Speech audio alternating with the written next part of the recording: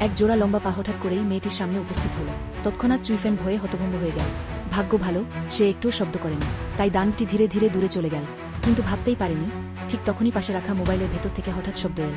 ভয়ে চুইফেন সাথে সাথে ব্যাটারি খুলে ফেল। শব্দ শুনে দানবটি আবার ফিরে এল।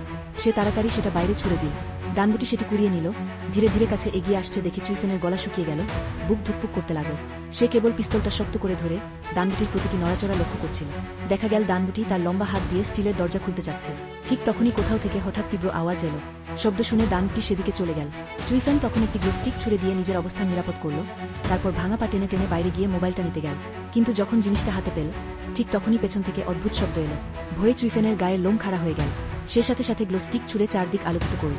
অবিশ্বাস্যভাবে দেখা গেল দানবটি গাড়ির ছাদে লুকিয়েছিল। চুইফেন একটুও দেরি না করে ট্রিগারে চাপ দিল। চুইফেন দেখল দানবটি তার গায়ের উপর উঠে এসেছে। কিন্তু আশ্চর্যের বিষয়, দানবটি তাকে কোনো ক্ষতি করল না, বরং ধীরে ধীরে তার গাল স্পর্শ করল। এই মুহূর্তে চুইফেনের মনে পড়ে গেল হারিয়ে যাওয়া প্রেমিককে, কারণ এই স্পর্শ শুধু তার প্রেমিকই করত। সে সাথে সাথে বুঝতে পারল এই দানবটাই আসলে তার কয়েক মাস ধরে নিখোঁজ থাকা প্রেমিক। চুইফেন এবং দানবটি একে অপরকে জড়িয়ে ধরল অনেকক্ষণ। শেষে চুইফেন ধীরে ধীরে পিস্তলের ট্রিগার চেপে